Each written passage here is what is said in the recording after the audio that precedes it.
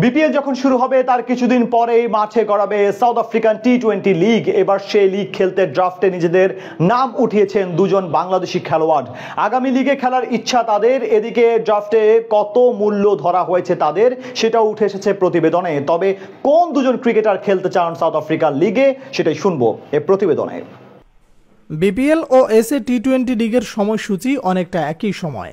যারা বিপিএলে আসবে তাদের পক্ষে সম্ভব হবে না দুটি লিগ খেলা। গতবার যেমন শেষ সময় নকআউটের ম্যাচে অংশ নেন ডেভিড মিলার। অর্থাৎ এরকম অল্প কিছু ম্যাচেই পাওয়া যায় খেলোয়াড়দের, চাইলেই তারা থাকতে পারে না পুরো আসরের জন্য। ঘটনাক্রমে ব্যতিক্রম হচ্ছে না এবারেও, যদিও এবার পুরো সময়টা একই সময় হবে।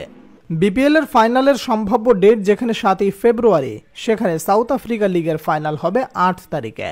তাই অনেকটাই নিশ্চিত যারা বিপিএল খেলবে তারা ওই টুর্নামেন্টে অংশ নিতে পারবেন না। দেশি ক্রিকেটার তো বটেই, বিদেশিদেরও সুযোগ নেই।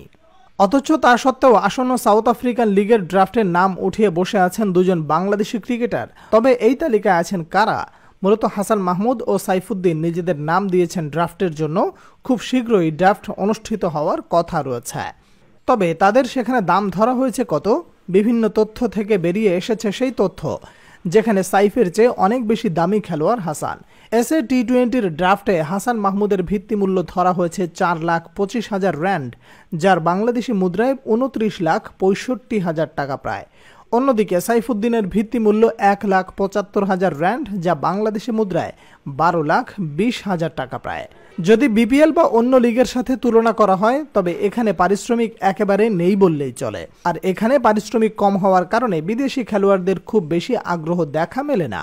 বাংলাদেশের দুই ক্রিকেটার ছাড়াও এসএ টি-20 ড্রাফটে নাম আছে England, Sri Lanka, West Indies, Afghanistan ও পাকিস্তানের ক্রিকেটাররাও।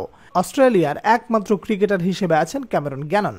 এগুলো তো গেল দেশের হিসাব। যদি চোখ দেই খেলোয়াড়দের দিকে, তবে সেখানে নেই খুব বড় খেলোয়াড়দের নাম যারা ফ্র্যাঞ্চাইজি ক্রিকেট মাতিয়ে বেড়ায় বছর জুড়ে। ইংল্যান্ডের তারকা ক্রিকেটারদের মধ্যে Chris Wood, Benny Howell, Matthew Potts, Richard Gleeson, Jack বলের মতো খেলোয়াড়রা আছেন ড্রাফটে। ওয়েস্ট ইন্ডিজের আলোচিত পেসার শামার জোসেফের সঙ্গে আছেন ম্যাথু ফোর্ডের মতো খেলোয়াড়রাও। শ্রীলঙ্কার তারকা খেলোয়াড় কামিন্দু মেন্ডিজ, কুশাল মেন্ডিজ এবং আসিথা ফার্নান্দো আছেন ড্রাফটে। আছেন আফগানিস্তানের কাইস আহমেদ, দৌলত জাদরানো। এই নামগুলো আসলে এখন ফ্র্যাঞ্চাইজি ক্রিকেটার ততটা বড় না, যা সবার আগ্রহের কেন্দ্রবিন্দুতে থাকে। এদিকে বিপিএল এর সময় সাউথ আফ্রিকান লিগ চলবে, অথচ ওই লিগেও ড্রাফটে কেন বাংলাদেশি ক্রিকেটাররা নিজেদের নাম দিয়েছেন সেটা নিয়েও আছে প্রশ্ন।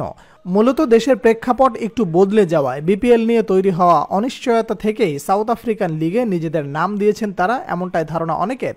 এবার টুর্নামেন্ট শুরু হবে 6 দল নিয়ে, যার শুরু হবে 9 জানুয়ারি ও শেষ হবে 8 ফেব্রুয়ারি।